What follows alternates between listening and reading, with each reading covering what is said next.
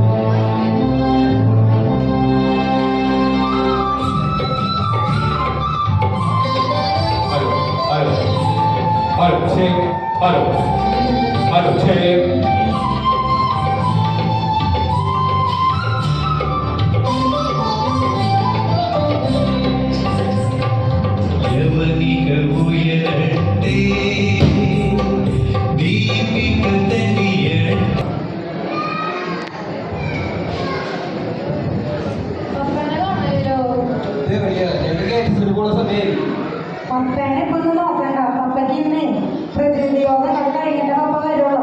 നിങ്ങൾ നേരം വെക്കണത് നിങ്ങൾ നേരം പോയിക്കോണം. നല്ലത് ചായ കുടിച്ച് വേറെ പോകാൻ പറ്റില്ല. എന്തെങ്കിലും മീറ്റിങ്ങിലെ തീരുമാനം ഒക്കെ പുതിയതൊന്നുമില്ല, ഒക്കെ പഴയ. അതായത് പള്ളി പെയിന്റ് അടിക്കാൻ തീരുമാനിച്ചു. അത് വല്ലപ്പോഴൊക്കെ പള്ളി പോയിട്ട് പള്ളിയിലേക്ക് നോക്കണം. പള്ളി പെയിന്റ് അടിക്കാൻ തീരുമാനിച്ചു. അതിപ്പോൾ കഴിഞ്ഞ 1.5 വർഷമായിട്ട് ഇത് തന്നെയാണ് തീരുമാനിക്കുന്നത്. പിന്നെ പള്ളിയിലെ അതിർത്തി തീരുമാനിക്കണമെന്ന് ഉള്ള അപേക്ഷ അത് ബിഷപ്പ് ഹൗസിൽ എത്തിക്കാനും തീരുമാനിച്ചു. ഈ 2 തീരുമാനവും 1.5 കൊല്ലമായി എടുത്തിട്ട് ഇതുവരെ പള്ളി അതുപോലെ തന്നെ കിടക്കുന്നുണ്ട്, അതിലും അതുപോലെ തന്നെ കിടക്കുന്നുണ്ട്. ഒരു മാറ്റമില്ല.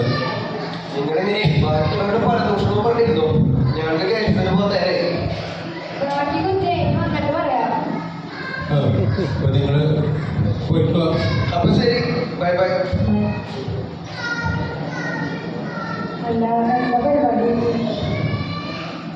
അല്ല, പ്രതിയോഗത്തിലെ തീരുമാനങ്ങൾ അറിയില്ല. പിന്നെ വേറെ അതായത് ഒരു കാര്യം, രണ്ടാമത്തെ കാര്യം കഴിഞ്ഞു. പിന്നെ ഒരു കേസ്. പിന്നെ ചിലർക്കൊരു വിഷമം പറഞ്ഞു. അതായത് പ്രതിയോഗത്തിലെ മെയിൻ പരിപാടി എന്ന് പറഞ്ഞാൽ കണക്ക് വായനയാണ്. അതെല്ലാ മീറ്റിങ്ങിലും കണക്ക് വായിക്കും. അത് ചിലർക്ക് മനസ്സിലാവും, ചിലർക്ക് മനസ്സിലാവില്ല. പിന്നെ നമ്മുടെ യൂണിറ്റിലത്തെ ഒരു ചേച്ചിയാണ് കണക്ക് വായിക്കുന്നത്. അപ്പം പിന്നെ ഞാൻ പിന്നെ ചോദ്യങ്ങളൊന്നും ചോദിക്കാൻ പോകാറില്ല. വെറുതെ ഇതിനാ പോകത്തില്ല, വിഷമിപ്പിക്കുന്നത്. പിന്നെ ആശ്വാസം ചായ വടം. നന്നായി. ഇപ്പോൾ കഴിഞ്ഞ പ്രതിയോഗത്തിൽ കുറെ ആൾക്കാരുണ്ടായിരുന്നു. അതിൽ പലരും 4-5 വടയും കഴിച്ചിരുന്നു. ഇപ്പം അവർക്ക് പ്രതിയോഗത്തിലേക്ക് വരാൻ പറ്റുന്നില്ല. അവർ ബില്ലായി. അപ്പം എന്തായി? അവരിപ്പോൾ അതിന് കുറ്റം പറഞ്ഞപ്പോൾ നടക്കണം. അപ്പം അത് പറഞ്ഞിട്ട് കാര്യമില്ല, ഒക്കെ കഴിഞ്ഞു.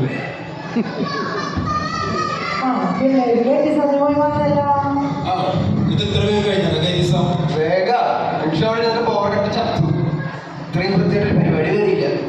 അല്ലെങ്കിൽ ഈ ബന്ധപ്രദേശമല്ലോ ഭയങ്കര ഇതിപ്പോ ഞാൻ പറഞ്ഞതാ കുഴപ്പം. 10-15 കൊല്ലം ഇവര് വേദേശം പഠിക്കുന്നുണ്ട്. ഈ പഠിച്ച പിള്ളേരൊന്നും പള്ളിയിലില്ല. ഇവര് 15 കൊല്ലം വേദേശം പഠിച്ചതെന്ന ഈ പഠിച്ച പിള്ളേർ വരുന്നുണ്ടെങ്കിൽ തന്നെ അവരെ ഏറ്റവും പിന്നില് ചുമരിനോട് ചേർത്തിട്ട് നിൽക്കുക. ഇതാണോ 15 കൊല്ലം ഒരു വേദേശം?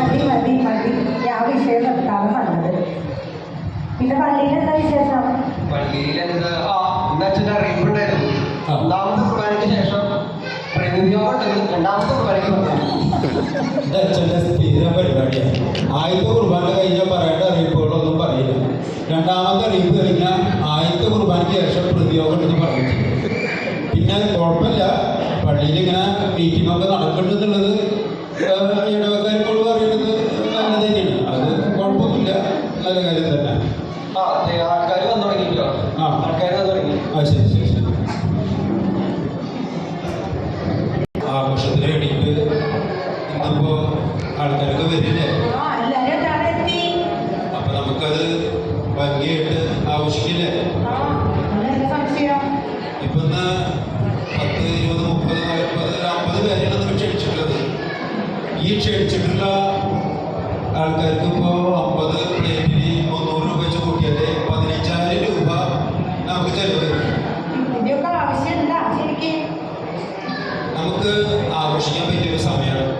നമ്മുടെ മോൻ പഠിച്ച് 5 വർഷക്കാലം ഇനിയിപ്പോൾ എഞ്ചിനീയറിംഗ് പഠിക്കാൻ പോകണം. അത് കഴിഞ്ഞ് വന്നാൽ നല്ലൊരു ജോലി, നമുക്ക് സ്വസ്ഥമായിട്ട് ജീവിക്കാൻ പറ്റിയ ഒരു അവസ്ഥയിലേക്ക് എത്തണം. അത് നമുക്ക് അടിച്ചു പൊളിക്കണ്ടേ? വേണ്ടേ?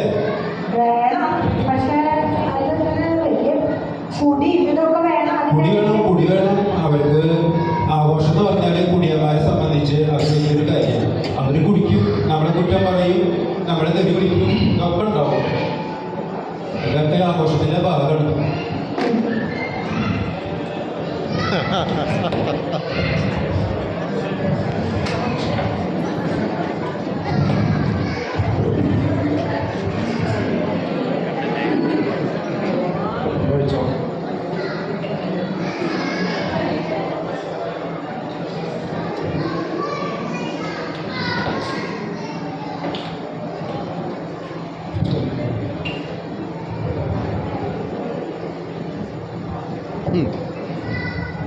Cheers.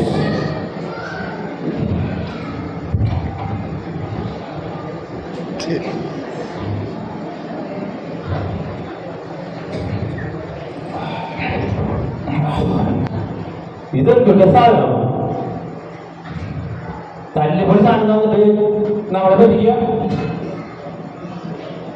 കിട്ടിയതല്ലേ ജോസഫ് ഏട്ടാ, കുടിക്കല്ലേ വെറുതെ കിട്ടുന്നതൊക്കെ കഴിക്കാൻ നമ്മളത്ര മോശക്കാരാണോ?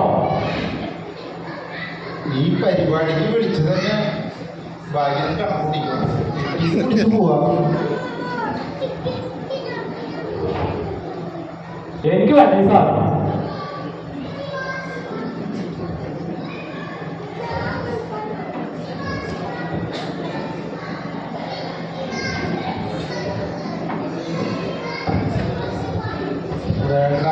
വീട്ടിൽ പോയി കുടിക്കില്ലല്ലേ ജോസഫ് ഏട്ടായി? ഇത് നിന്റെ കുടുംബത്തിൽ നിന്ന് കൊണ്ടുവന്നല്ലോ. ഞാൻ കുടിക്കും, ചിലപ്പോൾ ഞാൻ കുടിക്കില്ല. അതെന്റെ ഇഷ്ടമാണ്. നീ ആരെന്ന് ചോദിക്കാൻ? നീ ആരാണ്? എന്താ ജോസഫേട്ടാ, എന്താ എങ്ങനെയുണ്ട്? സൂപ്പറായിട്ട് സൂപ്പർ.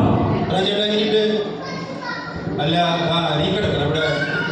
കമ്പനി കൊടുത്ത് പ്രസിഡന്റ് ജോൺസേട്ടനല്ലേ? എടുക്കേണ്ട വെട്ടിന്റെ വാഴത്തണ്ടെന്ന് പറയുന്നത് എന്താണ്? കുപ്പി അടിച്ച് ഇവിടെ പോയതോടെ തോന്നുന്നുണ്ട്. അപ്പോഴേക്കും പൂസായ എന്താ പറയാ, മത്സരിച്ചിട്ട് കഷ്ടകാലം. നമ്മള് അല്ല, നമുക്കൊന്നും ആഘോഷിക്കണ്ടേ? പിന്നെ എങ്ങനെ ഓർമ്മ ഇരുന്നാൽ മതിയാ? മതിയാ? ആഘോഷിക്കണം, അടിച്ചു പൊളിക്കാം. ഒരു പാട്ടൊക്കെ ആയിക്കോട്ടെ. ഒരു പാടാക്കിയ Yeah.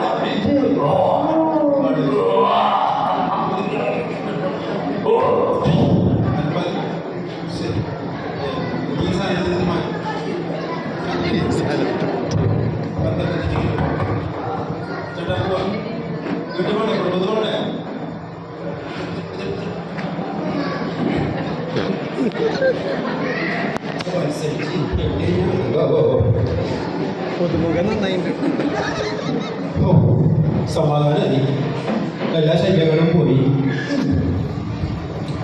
ആഘോഷം നടത്തിയാലുള്ള പാട്ട് എന്തെങ്കിലും ആവട്ടെ, നല്ലൊരു കാര്യമല്ലേ.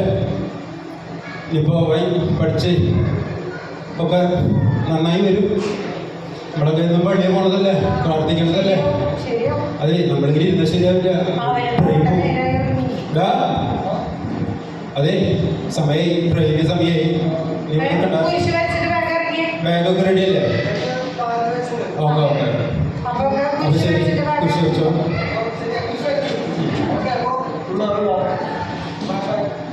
ശരി ശരി, അപ്പോൾ ഓക്കെ, പോയിട്ട് വിളിച്ചോളൂട്ടാ.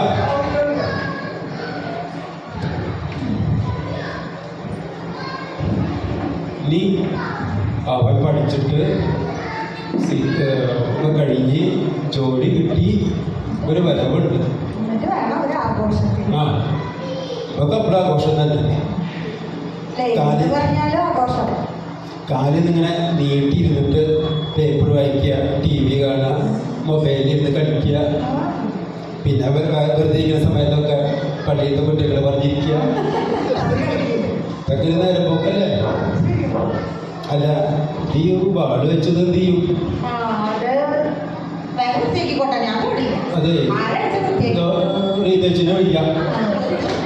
റീതേച്ചിയെ റീതേച്ചി അവിടെ ഇരുന്നുണ്ട്.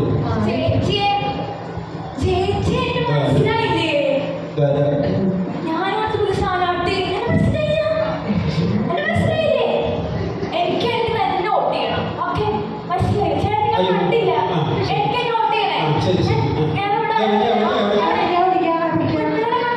അവരൊക്കെ പോയിരിക്കുക. അവിടെ ശരി ശരി. എന്താ തിരിച്ചിരിക്കാനൊക്കെ അറിയാട്ടോ.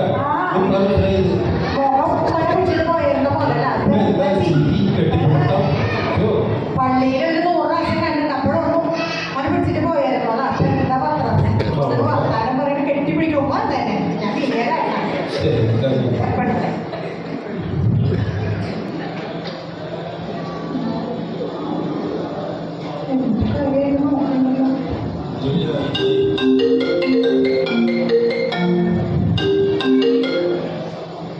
ഹലോ ഹലോ, ഇത് സെൻറ് ആൽബർട്ട്സ് കോളേജിൽ നിന്നാണ് വിളിക്കുന്നത്.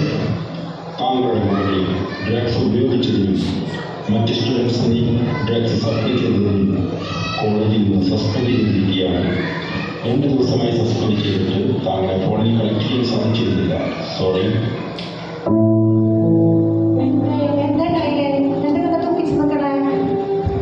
അവന്റെ കോളേജിൽ അവനെ കോളേജിൽ പുറത്താക്കി.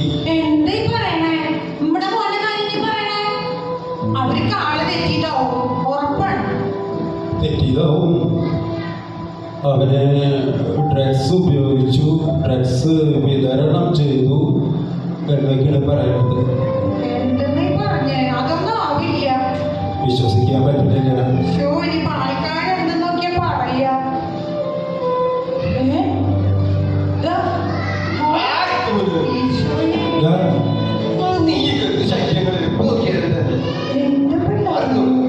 നമ്മള് പോയ മോനെങ്കിൽ ഇപ്പൊ ഞാൻ എങ്ങനെ ആൾക്കാരുടെ മുഖത്തേക്ക് നോക്കില്ല. കർത്താവേ, ഇവരെല്ലാവർക്കും ആഘോഷിക്കാനായി ഇത് പറഞ്ഞു. ഇനി എങ്ങനെ പുറത്തിറങ്ങി നടക്കുക? അയ്യോ, എനിക്ക് ആലോചിക്കാം. എന്തെല്ലാം പ്രതീക്ഷകളായിരുന്നു. അവൻ പഠിച്ചു വന്ന് ജോലി കിട്ടി സുഖമായിട്ടൊന്ന് വിശ്രമിക്കാം എന്നൊക്കെ വിചാരിച്ച് എന്തെല്ലാം ചെയ്തു കൂട്ടി. ഇവിടുന്ന് പോകുമ്പോൾ ഉമ്മ വയ്ക്കുക, കെട്ടിപ്പിടിക്കുക. എത്ര നല്ല മോനായിരുന്നു. കുരിശൊക്കെ വരച്ച് പ്രാർത്ഥിച്ച് പോയ മോനെ വീട്ടിൽ കാണും. എന്തെന്ന് നിനക്ക് പറയാം? ഇനിയിപ്പോ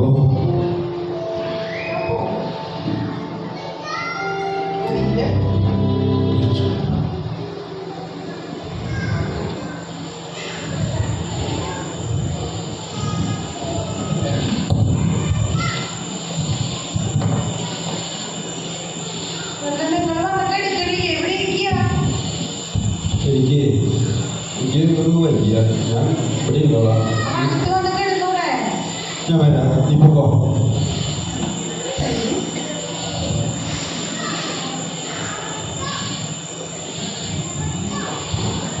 മകനെ ഉറങ്ങാണോ? ആ, ഞാനേ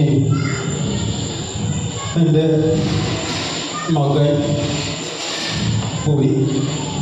എനിക്ക് എൻ്റെ എല്ലാ പ്രതീക്ഷയും നഷ്ടപ്പെട്ടു. എല്ലാ പ്രതീക്ഷയും പോയി. ഇനി ആത്മഹത്യ ചെയ്യേ പറ്റുള്ളൂ. നീ ഒരു ക്രിസ്ത്യാനിയല്ലേ? ഇങ്ങനെയാണോ ചിന്തിക്കേണ്ടത്? ഞാൻ ക്രിസ്ത്യാനിയാണ്. ഞാൻ എന്നും പള്ളിയിൽ പോകും, പ്രാർത്ഥിക്കും, കുർബാന സ്വീകരിക്കും, എല്ലാം ചെയ്യും. പക്ഷേ പുകവലിക്കില്ല, മദ്യപിക്കില്ല, മറ്റുള്ളവർ ചെയ്യുന്ന ഓരോ അലമ്പ് പരിപാടി എനിക്കില്ല. എന്നിട്ടും ഈ ദൈവം എന്നോട് എന്തിനു ചെയ്യുന്നു? മറ്റുള്ളവരെ പോലെയല്ല നീ ഏറ്റവും വലിയ പാപിയാണ്. നീ ഒന്നാം പ്രമാണം ലംഘിച്ചു. നീ നിന്റെ ഭാര്യയ്ക്ക്, മക്കൾക്ക്, പണത്തിനെല്ലാം ഒന്നാം സ്ഥാനം കൊടുത്തു. പള്ളിയിൽ പോയി വലിയ ആളാണ്. അഹംഭാവം, അസൂയ, കോപം, പുച്ഛം ഇവയെല്ലാം നീ കൊണ്ടു നടന്നു. പാപങ്ങളോർത്ത് പശ്ചാത്താപിക്കാതെ എല്ലാ ദിവസവും കുർബാന സ്വീകരിച്ചു. ഇതൊക്കെ ശരിയാണ്. പക്ഷെ ഇതിലും വലിയ പാപം ചെയ്യുന്നവരൊക്കെ സുഖമായിട്ട് ജീവിക്കണില്ലേ? തെറ്റ് ചെയ്താലും ശരി ചെയ്താലും ഭൂമിയിൽ സഹനം ഉണ്ടാകാം, ഉണ്ടാകാതിരിക്കാം. യേശുവിൽ വിശ്വസിക്കാത്തവർ, അന്ധവിശ്വാസികൾ, ഒരുപക്ഷെ ഇവരൊക്കെ സുഖമായി ജീവിച്ചിരിക്കാം. പക്ഷേ നമ്മുടെ ലക്ഷ്യം 60-70 വർഷത്തെ ഈ ഭൂമിയിലെ ജീവിതമല്ല, സ്വർഗം. അതാണ് ലക്ഷ്യം. സ്വർഗത്തിലേക്കുള്ള വഴി ഞെരുക്കമുള്ളതും പാതി ഇടുങ്ങിയതുമാണെന്ന് നീ കേട്ടിട്ടില്ലേ? എന്നാലും ഒരു എന്നാലുമില്ല. ഭാര്യയ്ക്കും മക്കൾക്കും പണത്തിനൊന്നും ഇനി ഒന്നാം സ്ഥാനം കൊടുക്കരുത്. ഒന്നാം സ്ഥാനം ദൈവത്തിന്. അപ്പൊ എല്ലാം ശരിയാവും. സഹനങ്ങൾ സഹിക്കാനുള്ള ശക്തി നിനക്ക് കിട്ടും. ബൈബിളൊക്കെ ഇന്നെടുത്ത് വായിക്കേ. അതിലൂടെ ദൈവം നിന്നോട് സംസാരിക്കും. ദൈവം നിന്നെ അനുഗ്രഹിക്കും. ഞാൻ പോട്ടെ.